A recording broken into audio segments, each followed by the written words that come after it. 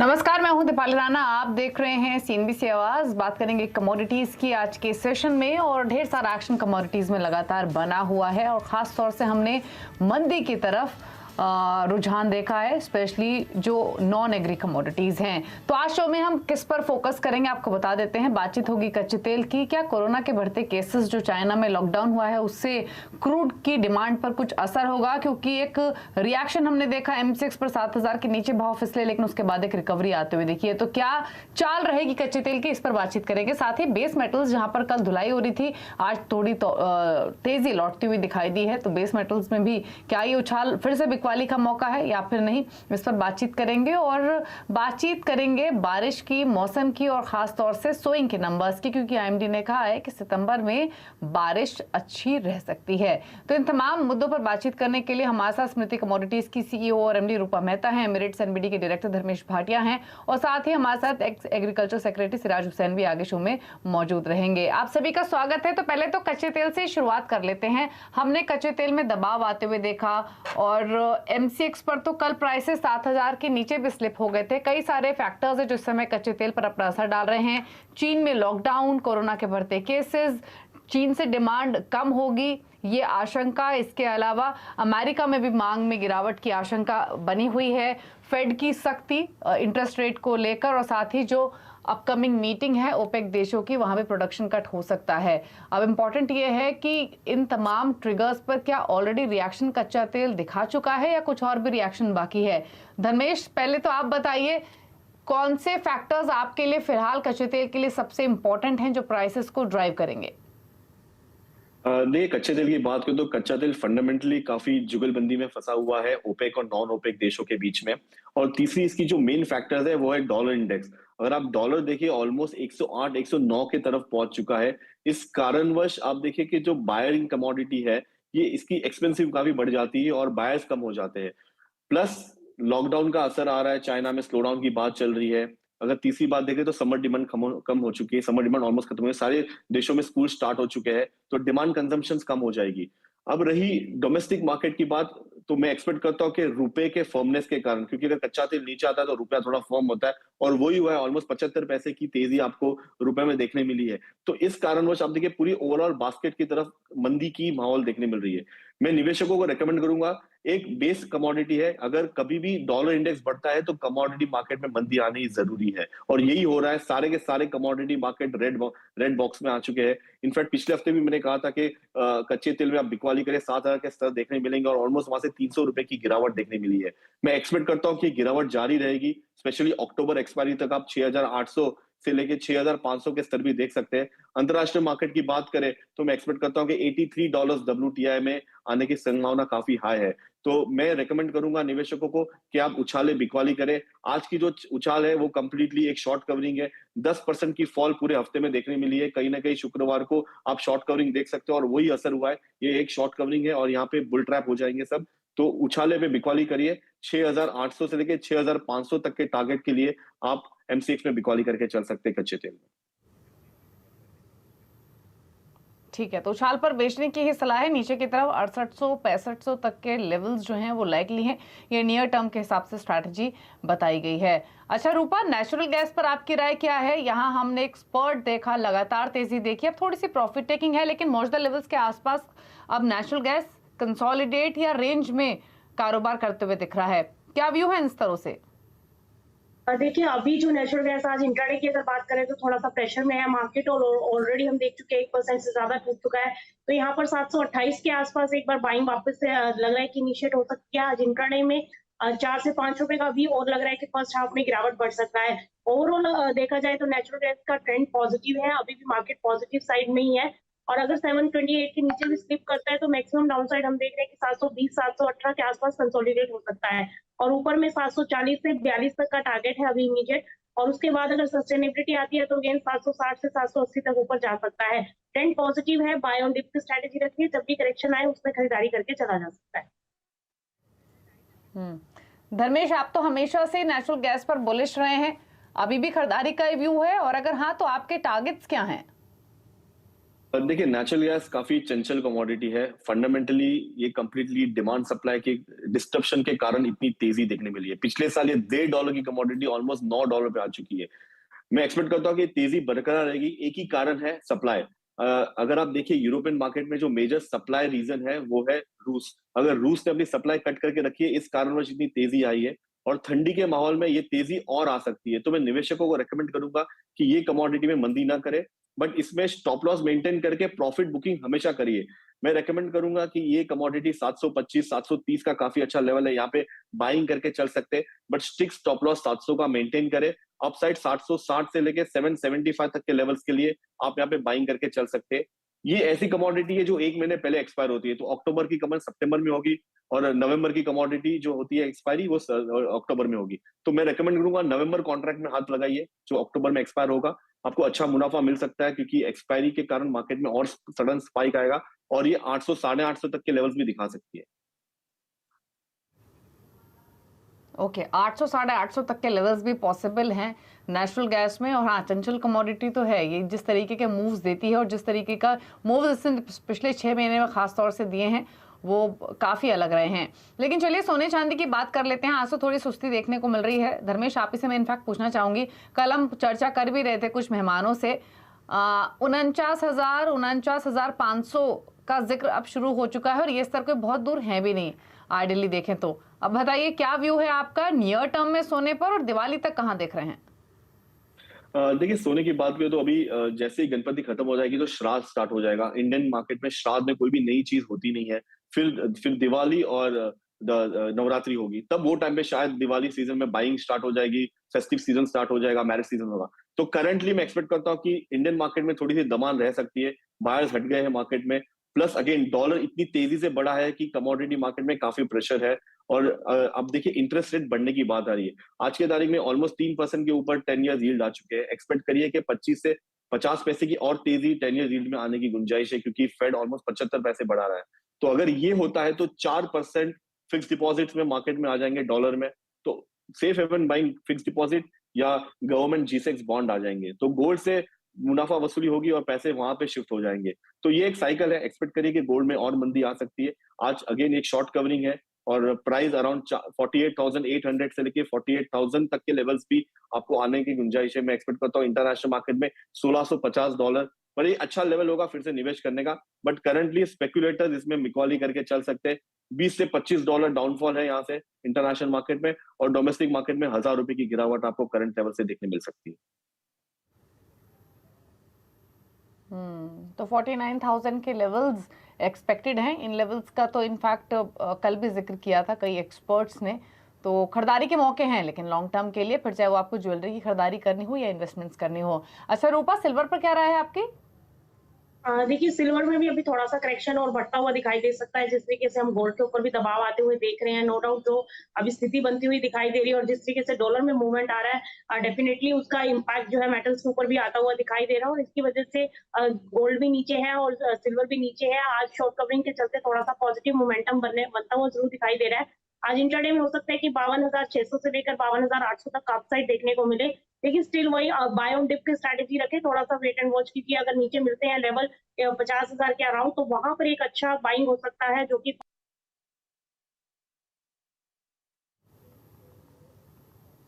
जी okay. चलिए रूपा, आपकी शायद ऑडियो म्यूट हो गई थी, तो आपका जो स्ट्रैटेजी है वो क्लियर नहीं है। अगर आप सुन पा रही हैं तो प्लीज बताइए क्या स्ट्रैटेजी आप रेकमेंड कर रही थी सिल्वर पर इन लेवल से? देखिए शॉर्ट कवरिंग के चलते 1 से 2 ट्रेडिंग सेशन में पॉजिटिव है, तो 52,600 से 52,800 का टारगेट आज इंट्राडे में एक्सपेक्टेड है कि आ सकता है, बाय कर सकते हैं। लेकिन लॉन्ग टर्म स्ट्रेटेजी के लिए वेट करना चाहिए। निचले स्तरों पर 50,000 के अराउंड अगर मिले तो वहां पर बाइंग करके चला जा सकता है। ओके चलिए बेस मेटल्स की ओर रुख करते हैं, जहां पर हमने खासतौर से जिंक में एक सेल ऑफ देखा था 5-5.5% तक का। आज प्राइसेस फ्लैट हैं। बाकी बेस मेटल्स में आपको रिकवरी थोड़ी एल्यूमिनियम में दिखेगी, थोड़ी सी लेड में, लेकिन बहुत कोई डिसाइसिव रिकवरी नहीं है। आधा परसेंट के ऊपर प्राइसेस है, लेकिन कॉपर अभी भी लाल निशान में है। कॉपर और जिंक पर खासतौर से राय दीजिए धर्मेश, क्योंकि कल सबसे ज्यादा प्रेशर यहाँ था। अगेन कंसर्न्स तो बने हुए हैं ही मेटल्स की डिमांड को लेकर, इंडस्ट्रियल डिमांड को लेकर। क्या सजेशन है इन लेवल से? देखिए मेरी अभी भी सजेशन बिकवाली की रहेगी। इनफैक्ट मैं लास्ट 1-1.5 महीने से इस शो पे कह रहा हूँ कि बिकवाली करिए कॉपर में, स्पेशली 650 660 के लेवल पे काफी अच्छे लेवल्स थे यहाँ पे बिकवाली के। इनफैक्ट सारे निवेशकों ने इनफैक्ट देख के मुनाफा किया होगा। ये जो मंदी है वो कंटिन्यू रहेगी। मैं एक्सपेक्ट करता हूँ कि 620 से लेके 605 इसके जो प्रीवियस लो थे वहां तक आप कॉपर देख सकते हैं। दूसरी कमोडिटी जिंक रहेगी। अगर आप जिंक की बात करें तो बाकी सारे बेस मेटल के सामने जिंक ने काफी अच्छी छलांग लगाई थी, 280 से ऑलमोस्ट 320 की। ये कंप्लीटली सप्लाई डिस्टर्बेंस के कारण हुई थी, बट अभी सप्लाई फिर से स्टार्ट हो चुकी है, डॉलर तेजी के माहौल में आ चुका है, तो कोई बाइंग है नहीं। प्लस रिसेशन का मोड है, चाइना स्लो डाउन पे आ चुका है, तो ये कमोडिटी ज्यादा फॉल एक्सपेक्ट करता हूं मैं। और फिर से इसकी जो प्रीवियस लो है 280, आप जिंक में 280 के स्तर फिर से देख सकते हैं। अभी 290 के ऊपरी स्तरों पर आप यहाँ पे बिकवाली करके चल सकते हैं। आप स्ट्रिक्ट स्टॉप लॉस मेंटेन करें 295 296 का, और हेल्प एक्सपेक्ट करिए कि अराउंड 280 से लेके 275 के लेवल्स आपको जिंक में देखने मिल सकते हैं। तो कॉपर और जिंक ये दोनों मेरी टॉप कमोडिटी रहेगी और दोनों में बिकवाली की सलाह रहेगी मेरी। ओके, चलिए, तो ये स्ट्रैटेजी है कॉपर पर, जहां पर 631 के लेवल है। रूपा, आपका कोई ट्रेड है क्या बेस मेटल्स में? मुझे भी लगता है कि जिंक में सेलिंग का ही कॉल रखना चाहिए यहाँ पर, और हम भी एक्सपेक्ट करें कि 280 से लेकर डाउन साइड जो है 275 तक आता हुआ दिखाई दे सकता है। मेजर अहम रोल जो है चाइना प्ले करता हुआ दिखाई दे रहा है, और जिसकी वजह से हम लगातार इसमें प्रेशर देख रहे हैं। तो डेफिनेटली बेस मेटल्स के अंदर कॉपर और जिंक में बिकवाली में रहा जा सकता है। ओके, चलिए, तो ये है स्ट्रैटेजी आपके लिए। जिंक पर रूपा ने सलाह दी है, 292 पर कर रहा है ट्रेड। चलिए, शुक्रिया धर्मेश आपका शो में आने के लिए और अपने व्यूज देने के लिए सभी नॉन एग्री कमोडिटीज पर। रूपा हमारे साथ बनी रहेंगी क्योंकि ब्रेक के उस पर फोकस करेंगे एग्री कमोडिटीज पर। लेकिन ब्रेक में जाने से पहले बात कर लेते हैं मनी कंट्रोल प्रो के बेहद ही आकर्षक ऑफर के बारे में।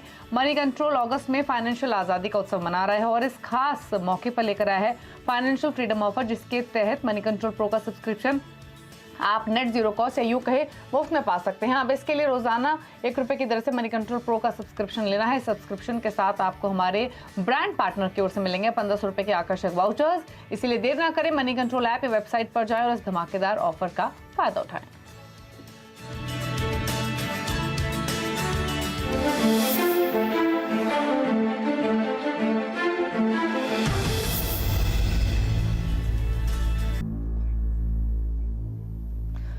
आप देख रहे हैं कमोडिटी राउंडअप पर। बात करेंगे एग्री कमोडिटीज की, खासतौर से फोकस करेंगे मौसम विभाग की ओर से जो स्टेटमेंट आया है और क्या इंपैक्ट स्विंग के नंबर्स पर रहेगा या स्विंग ओवरऑल खासतौर से पल्सेस की कैसी रह सकती है, इस पर करेंगे बातचीत। क्योंकि मौसम विभाग ने जो आंकड़े जारी किए हैं उसके मुताबिक अगस्त में अनुमान से या 3% ज्यादा बारिश हुई है, औसत से 3% ज्यादा बारिश कह सकते हैं। और आगे के लिए भी आकलन यही है कि सितंबर में भी बारिश अच्छी रहेगी, तो ये अनुमान आते हुए दिखा है। लेकिन अगर हम बात करें सोइंग के नंबर्स की, तो अब तक जो मॉनसून का प्रदर्शन रहा है उससे बुआई पर असर दिखा है। दाल हो या फिर खाने के तेल हो, उनकी बुआई जो है वो काफी कम हुई है और कई इलाके ऐसे भी हैं जहां भारी बारिश की वजह से भी फसलों को नुकसान हुआ है। अब तक के अगर आंकड़े देखें तो दालों की बुआई पिछले साल के मुकाबले 4.5% कम है।